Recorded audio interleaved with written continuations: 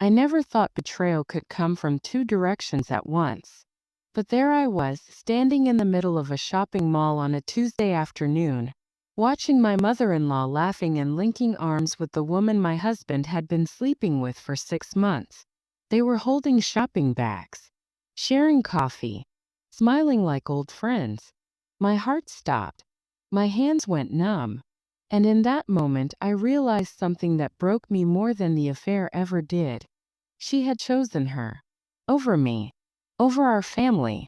Over everything we built together for 12 years. I didn't scream. I didn't cry. I just stood there in the middle of that crowded mall, invisible to them both, watching the two women who had destroyed my life bond over a sale at Macy's. And that's when I knew what I had to do. I pulled out my phone. I opened my banking app.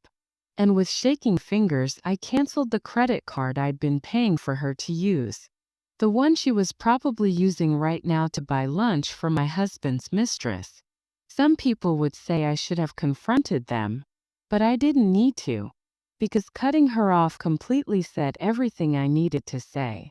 My name is Jessica. I'm 34 years old, and I live in a suburb just outside of Chicago. I work as a dental hygienist at a small clinic downtown. My life has always been simple, steady, and predictable. I married my husband, Ryan, when I was 22. We have 2 kids, Lily, who's 9, and Ben, who's 7. For 12 years, I thought we had a good life. A normal life. Ryan works in sales for a tech company. He travels sometimes, but not often. We have a modest 3-bedroom house with a backyard where the kids play. We go to soccer games on Saturdays. We have pizza nights on Fridays. We're just ordinary people. But there was one person who was always a constant presence in our lives. Ryan's mother, Diane. Diane is 61 years old. She's one of those women who looks younger than she is, always put together, always dressed nicely in blazers and scarves, her hair colored a soft blonde. She lives alone about 20 minutes away in a condo she bought after Ryan's father passed away 8 years ago. When Ryan and I first got married, I was excited to have Diane in my life. My own mother lives in Florida, and we only see each other a few times a year. I thought maybe Diane could be like a second mom to me, someone I could talk to, someone who would be there for me. And for a while she was. Diane babysat the kids when I had to work late shifts. She came over for Sunday dinners. She remembered birthdays and always brought thoughtful gifts. She'd call me just to check in, asking how I was doing if I needed anything. I loved her. I really did. But looking back now, I realized something. Diane was never really close to me. She was close to Ryan. She was close to the kids. But with me there was always a distance. A politeness. Like I was a guest in her son's life, not a partner. I didn't see it back then. I just thought that's how she was. Reserved. A little formal. But kind. I was wrong. About a year ago, things started to change. Ryan started working late more often. He'd come home smelling like perfume that wasn't mine. He'd be on his phone constantly texting, smiling at the screen in a way he hadn't smiled at me in years. I asked him about it once. "Who are you texting?" He barely looked up. "Just work stuff, Jess. Relax." But I wasn't stupid. I knew something was off. I just didn't want to believe it. Then about 6 months ago I found out the truth. I wasn't snooping. I swear I wasn't. I was looking for our insurance card in Ryan's car, and I found a receipt tucked into the glove compartment. Dinner for 2 at an Italian restaurant downtown. The date was a Tuesday. A night Ryan said he'd been working. My stomach dropped. I sat in that car for 10 minutes just staring at the receipt, my hands shaking. When he came home that night, I confronted him. I held up the receipt and asked him point blank, "Who were you with?" He tried to lie at first. Said it was a client dinner. But I kept pushing and finally he broke. "Her name is Amanda," he said quietly. "She works in my office. It's been a few months. Few months." I felt like the floor had fallen out from under me. I didn't yell. I didn't throw things. I just stood there, numb, trying to process what he just said. "Are you in love with her?" I asked. He hesitated, and that hesitation told me everything. "I don't know," he said finally. "I'm confused, Jess. I don't know what I want." I asked him to leave that night. He packed a bag and went to stay at a hotel. I told the kids he was on a work trip. I didn't know what else to say. The next few weeks were a blur. Ryan and I barely spoke. He'd come by to see the kids, but we didn't talk about us, about what happened, about what came next. I felt like I was drowning. I couldn't eat. I couldn't sleep. I'd go to work and smile at patients, pretending everything was fine. And then I'd come home and cry in the bathroom so the kids wouldn't hear. And through all of it, Diane was there. She called me every day. She brought me casseroles and told me to take care of myself. She watched the kids when I needed a break. She told me Ryan was an idiot, that he'd come to his senses, that everything would be okay. I leaned on her. I trusted her. And that's what made what happened next so much worse. About a month after I found out about the affair, Ryan and I started going to counseling. It was my idea. I didn't know if our marriage could be saved, but I wanted to try. For the kids. For the 12 years we'd spent together. For the life we'd built. Ryan agreed.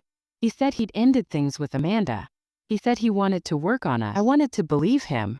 I really did. The counseling sessions were hard. We talked about things we'd buried for years: resentment, loneliness, the way we drifted apart without even noticing. Some nights, I'd come home from therapy feeling hopeful. Other nights, I'd lie awake wondering if we were just delaying the inevitable. Through it all, Diane kept checking in. "How's therapy going?" she'd ask when she called.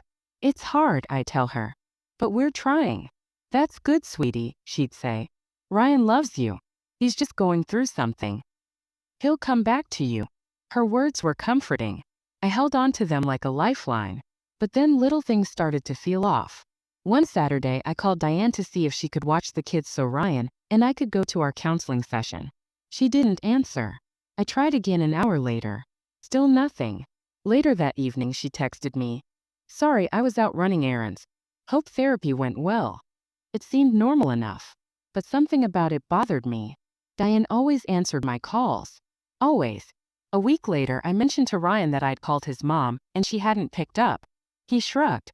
"She's probably just busy. You know how she is." But he said it too quickly. Too casually. Like he was trying to brush it off. I let it go. But the feeling stayed with me. Then, about 2 weeks later, I was at the grocery store with Lily and Ben. We were in the cereal aisle when Lily tugged on my sleeve. "Mom, isn't that Grandma?" I looked up, and there she was. Diane. Standing near the checkout line talking to someone. I was about to wave to call out to her when I saw who she was with. A woman. Younger than me. Maybe late 20s. She had long dark hair, a bright smile, and she was laughing at something Diane was saying. I froze. I didn't recognize her at first, but there was something familiar about her. Something that made my stomach twist. Diane put her hand on the woman's arm, leaning in like they were old friends. And then they walked out of the store together, still laughing. I stood there, my heart pounding, trying to make sense of what I'd just seen. "Mom," Lily said, looking up at me. "Why didn't Grandma see us?" "I don't know, honey," I said quietly. That night, I couldn't stop thinking about it. Who was that woman? Why was Diane with her? And why did seeing them together make me feel so uneasy? I tried to tell myself I was being paranoid. That Diane had every right to have friends. That it didn't mean anything. But I couldn't shake the feeling. A few days later, I was folding laundry in the living room when Ryan's phone buzzed on the coffee table. He was upstairs putting the kids to bed. I glanced at the screen. It was a text from Diane. "Lunch with a went great. She's lovely. I think you're making the right choice." My blood ran cold. "Amanda." I read the text again, my hands shaking. "Lunch with a. She's lovely." Diane had been with Amanda, my husband's mistress, and she thought he was making the right choice. I felt like I'd been punched in the chest. When Ryan came downstairs, I was still standing there holding his phone. "What are you doing?" he asked, his face going pale. "Who's A?" I said, my voice barely above a whisper. He didn't answer. "Ryan. Who is A?" He sighed and rubbed his face. "Jess, it's not what you think." "Then tell me what it is." He sat down on the couch, avoiding my eyes. "My mom. She wanted to meet Amanda. She thought if she talked to her, she could understand what was going on. Why I did what I did." I stared at him, unable to believe what I was hearing. "Your mother met with her? With the woman you cheated on me with?" "She was just trying to help." he said quietly. Help. I felt my voice rising. Help who, Ryan? Because it sure as hell wasn't me. She's trying to help us, he insisted. She wants to understand what happened, so she can help fix things. I shook my head, tears burning my eyes. She had lunch with your mistress, Ryan. She smiled and laughed with the woman who destroyed our marriage. And you think that's helping? He didn't have an answer. I set his phone down on the table and walked out of the room. I locked myself in the bathroom and cried until I couldn't breathe. Over the next few days, I tried to process what I'd learned. I kept replaying that text in my mind. She's lovely. I think you're making the right choice. Diane wasn't just meeting Amanda to understand. She was supporting Ryan's relationship with her. She was encouraging it. And she'd been lying to me the whole time. All those phone calls. All those comforting words. All those casseroles and reassurances that everything would be okay. It had all been fake. I stopped answering Diane's calls. When she texted, I didn't respond. I couldn't. I didn't trust myself not to say something I'd regret. Ryan noticed. Why aren't you talking to my mom? Because she chose Amanda over me, I said flatly. And I'm done pretending that's okay. He tried to defend her. Tried to say she was just confused, that she didn't know how to handle the situation. But I didn't want to hear it. And then 2 weeks later I saw them together. It was a Tuesday afternoon. I'd taken the day off work because I had a dentist appointment that got canceled at the last minute. Instead of going home, I decided to treat myself. I hadn't done anything for myself in months. I was tired. I was drained. And I just needed a break. So I went to the mall. I didn't have anything specific in mind. I just wanted to walk around, maybe grab a coffee, browse some stores. Anything to feel normal again, even for an hour. I was on the second floor near the food court when I saw them. Diane and Amanda were sitting at a small table near Starbucks, coffee cups in front of them, shopping bags at their feet.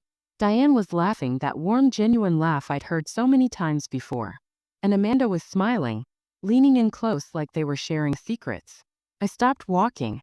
My heart started pounding so hard I thought it might burst out of my chest. They didn't see me. They were too absorbed in their conversation. I watched as Diane reached across the table and squeezed Amanda's hand, like they were friends, like they were family. And that's when something inside me broke. This wasn't just a one-time meeting. This wasn't Diane trying to understand the situation. This was a relationship. They were bonding, shopping together, having coffee, laughing. While I was at home, crying myself to sleep every night, wondering if my marriage could survive, Diane was out here building a friendship with the woman who destroyed it. I felt sick. I turned and walked quickly toward the nearest bathroom, my vision blurring with tears. I locked myself in a stall and sat down on the closed toilet seat, trying to breathe. My hands were shaking. My whole body was shaking. How could she do this? How could she look me in the eye, tell me everything would be okay, and then turn around and spend her afternoons with Amanda? I stayed in that bathroom for 10 minutes, maybe longer, trying to calm down, trying to think. And then I made a decision. I pulled out my phone and opened my banking app. For the past 5 years, I'd been paying for a credit card that Diane used. It was something Ryan and I had set up after his father died, to help her out with expenses. She used it for groceries, gas, little things here and there. It wasn't a lot of money, but it was something we did to support her. And right now, she was probably using it to buy coffee for my husband's mistress. I found the account. I stared at the screen for a long moment, and then I canceled it. Just like that, one click. Done. I felt a strange sense of calm wash over me. It wasn't revenge. It wasn't anger. It was just clarity. If Diane had chosen Amanda, then she'd chosen to lose me too. I left the bathroom, walked out of the mall, and drove home. I didn't look back. I didn't confront them. I didn't need to. That evening my phone rang. It was Diane. I didn't answer. She called again. And again. Then she texted, "Jessica, we need to talk. Please call me." I deleted the message. An hour later, Ryan came home from work. He looked upset. "My mom called me," he said, standing in the doorway of the kitchen. "She said you canceled her credit card." I didn't look up from the dishes I was washing. I did. Why? I turned off the water and turned to face him. "Because I'm not going to pay for her to have coffee dates with your mistress, Ryan." His face went pale. "You saw them. At the mall. Today. They were sitting there laughing like old friends." He opened his mouth, then closed it again. He had no defense. My mom didn't mean. Don't, I interrupted. Don't tell me what she meant. I know exactly what she meant. She chose her, Ryan. She chose Amanda over me. Over our family. Over everything we've been through. She's just trying to understand. No, I said firmly. She's picking sides. And she didn't pick mine. Ryan looked down at the floor. So what now? Now I'm done, I said quietly. I'm done pretending your mother cares about me. I'm done pretending this marriage is worth saving when everyone around me is rooting for it to fail. His head snapped up. I'm not rooting for it to fail. Then why is your mother spending her time with Amanda instead of supporting us? He didn't have an answer. Over the next few days, Diane tried everything to reach me. Phone calls. Texts. She even showed up at the house once, but I didn't answer the door. Finally, she sent me a long text message. I almost deleted it without reading it. Something made me open it. It said, Jessica, I know you're upset, and I understand why. But you need to know that I never meant to hurt you. I was trying to help Ryan figure out what he really wants. I thought if I talked to Amanda, I could understand what happened and help him see that his place is with you and the kids. I know it looks bad, but I promised I was trying to help your marriage, not destroy it. Please talk to me. I love you. You're like a daughter to me. I read it 3 times. And then I wrote back. Diane, if I were really like a daughter to you, you wouldn't have gone behind my back to bond with the woman who's been sleeping with my husband. You wouldn't have laughed and held her hand while I was falling apart. You made your choice. And I've made mine. Please don't contact me again. I hit send before I could change my mind. She didn't respond. That night, I sat on the couch with a glass of wine, staring at nothing. The kids were asleep upstairs. Ryan was staying at a friend's place. The house was quiet. And for the first time in months, I didn't feel sad. I felt free. I'd spent so long trying to hold everything together. My marriage, my relationship with Diane, my sense of normal. But holding on had only made me weaker. Letting go made me strong. The weeks that followed were hard, but in a different way than before. It wasn't the crushing weight of betrayal anymore. It was the slow, painful work of rebuilding. Ryan and I stopped going to counseling. There was no point. We both knew the marriage was over. We just hadn't said it out loud yet. One evening, about 3 weeks after I cut off Diane, Ryan came over to pick up some of his things. The kids were at my sister's house for the night. It was just the 2 of us in the quiet house. He stood in the living room, holding a box of his clothes, and finally said what we'd both been avoiding. I think we should get a divorce. I nodded. I think so too. He looked relieved. And honestly, so did I. We sat down at the kitchen table and talked for the first time in months, really talked. Not about blame or anger or who did what. Just about what came next. We agreed to split custody of the kids 50-50. We agreed to sell the house and divide things fairly. We agreed to be civil for Lily and Ben's sake. It wasn't emotional. It wasn't dramatic. It was just sad. The quiet kind of sad that comes when something ends not with a bang, but with a whisper. Before he left that night, Ryan paused at the door. I'm sorry, Jess, he said. For everything. You deserved better. I looked at him, and for the first time I didn't feel angry. I just felt tired. Yeah, I said softly. I did. He left, and I closed the door behind him. The divorce took 6 months to finalize. During that time, I focused on the kids, on work, on myself. I started seeing a therapist. I started running in the mornings before work. I reconnected with old friends I'd lost touch with over the years.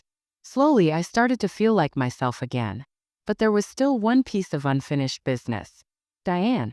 She'd stopped reaching out after I told her not to contact me. But I knew she was still in the kids' lives. Ryan would take Lily and Ben to see her on his weekends.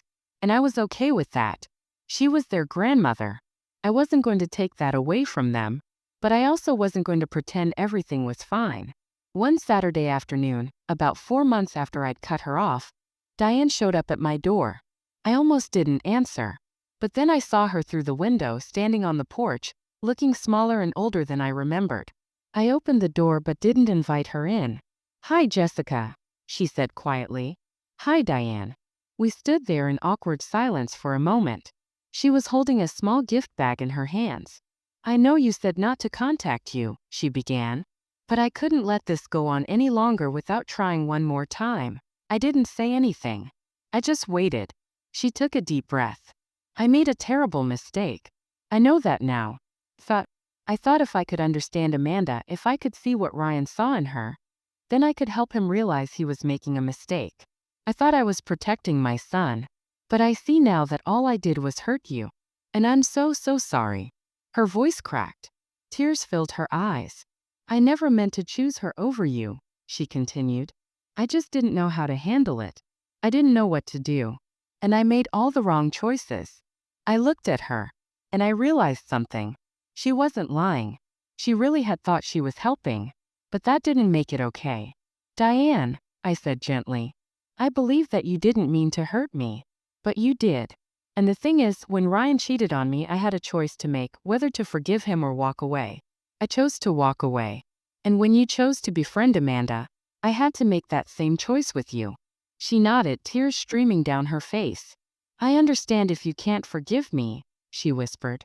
But I need you to know that I love you. I always have. And losing you has been one of the hardest things I've ever been through. I felt my own eyes sting with tears. Because despite everything, I'd loved her too. I still did, in a way. I don't hate you, Diane, I said. But I can't go back to the way things were. You broke my trust. And trust isn't something I can just give back because you're sorry. She wiped her eyes and nodded. I know. She held out the gift bag. This is for you. You don't have to open it now. Or ever. I wanted you to have it. I took the bag. She gave me a sad smile, then turned and walked back to her car. I watched her drive away. Then I closed the door and sat down on the couch. I opened the bag. Inside was a framed photo. It was from Lily's 5th birthday party, me, Ryan, Diane, and the kids all smiling at the camera. We looked happy, like a real family. Tucked behind the frame was a handwritten note. Jessica, I will always regret the pain I caused you. You were the daughter I never had, and I failed you when you needed me most. I hope someday you can forgive me, but if you can't, I understand. Thank you for the years you let me be part of your life. With love always, Diane. I sat there for a long time holding that photo, letting the tears come. I didn't know if I'd ever fully forgive her. Maybe I would. Maybe I wouldn't. But I knew one thing for certain. I wasn't going to carry the anger anymore. Anger was heavy, and I was tired of carrying heavy things. A few weeks later, it was Lily's 10th birthday. Ryan and I threw her a small party at a park near our old house. Ryan brought his girlfriend, not Amanda, someone new, and I brought my best friend Claire for support. Halfway through the party, Diane showed up. Ryan had invited her. He'd asked me first if it was okay, and I'd said yes, because it was Lily's day. And Lily loved her grandmother. Diane stayed on the opposite side of the picnic area from me. She didn't try to talk to me. She just played with the kids, helped serve cake, and kept her distance. At one point, Lily ran over to me, breathless and smiling. Mom, Grandma brought me the best present. Come see. I smiled. That's great, honey. Lily grabbed my hand and dragged me over to where Diane was standing. Show her, Grandma. Diane looked at me, uncertain. Then she held up a small jewelry box. Inside was a delicate silver bracelet with a charm that said, Lily. It's beautiful, I said honestly. Thank you, Diane said softly. Our eyes met. And in that moment, I saw something I hadn't seen before.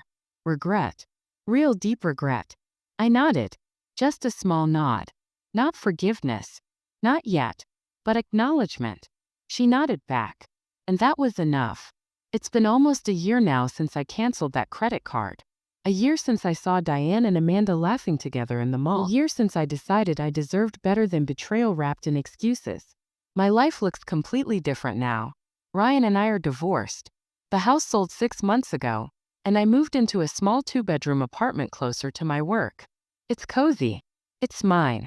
The kids have their own rooms, and we've made it feel like home with string lights and family photos and Lily's artwork covering the fridge. Ryan is still with that new girlfriend. I don't know much about her, and honestly, I don't want to. We're cordial when we exchange the kids. We text about schedules and school events. We've both moved on. And me? I'm doing okay. Better than okay, actually. I'm dating someone. His name is Marcus. He's a teacher at Ben's school. We met at a parent-teacher conference. He's kind. He's patient. He makes me laugh. And most importantly, he treats me like I matter. I'm not rushing into anything. I'm taking my time. Learning who I am outside of being Ryan's wife. Learning to trust again. The kids are adjusting. It hasn't been easy for them. Divorce never is. But they're resilient. And they know without a doubt that both their parents love them. As for Diane, things are complicated. We're not close anymore. We probably never will be. But we're civil. We see each other at the kids' events, soccer games, school plays, birthday parties. We exchange polite hellos. Sometimes we even have brief conversations about Lily and Ben. But the warmth is gone. The trust is gone. And I've made peace with that. A few months ago, Diane sent me a text on Mother's Day. It said, "Happy Mother's Day, Jessica. You're an amazing mom. Lily and Ben are lucky to have you." I stared at that message for a long time. And then I wrote back, "Thank you, Diane. Happy Mother's Day to you too." It wasn't much, but it was something. I've learned a lot this past year. I've learned that betrayal doesn't always come from the people you expect. Sometimes it comes from the people you trust most. Sometimes it comes quietly, disguised as concern or love or good intentions. I've learned that forgiveness isn't something you owe anyone. It's something you give when you're ready. And sometimes you're never ready. And that's okay too. I've learned that cutting people off isn't always about anger or revenge. Sometimes it's about self-respect. About drawing a line and saying, "This is how I deserve to be treated." And anything less than that is not acceptable. I've learned that you can love someone and still choose to walk away from them. That loving someone doesn't mean accepting their behavior. That you can wish someone well from a distance and still protect your peace. And most importantly, I've learned that I am stronger than I ever knew. A year ago, I thought my life was falling apart. I thought losing Ryan meant losing everything. But the truth is, I didn't lose anything that mattered. I lost people who didn't value me. I lost relationships built on lies and half-truths and conditional love. And in their place, I found myself. Last week, I was putting the kids to bed when Lily looked up at me and said, "Mom, are you happy?" I smiled and brushed the hair out of her eyes. "Yeah, baby. I am." "Good," she said, snuggling into her pillow. "You deserve to be happy." And you know what? She's right. I do deserve to be happy. We all do. If you're going through something similar, if someone you trusted has betrayed you, if someone you loved has chosen someone else over you, I want you to know this. You deserve better. You deserve people who choose you, who value you, who stand by you when things get hard, not people who run to the person causing you pain. And if you have to walk away, if you have to cut people off, if you have to start over, that's okay. That's not weakness. That's strength. Because sometimes the most loving thing you can do for yourself is to let go of the people who are hurting you. Even if you love them, even if it breaks your heart, even if they're family, your peace matters. Your dignity matters. You matter. So protect yourself. Set your boundaries. And don't ever let anyone make you feel guilty for choosing yourself. I canceled that credit card a year ago. And in doing so, I took back my power.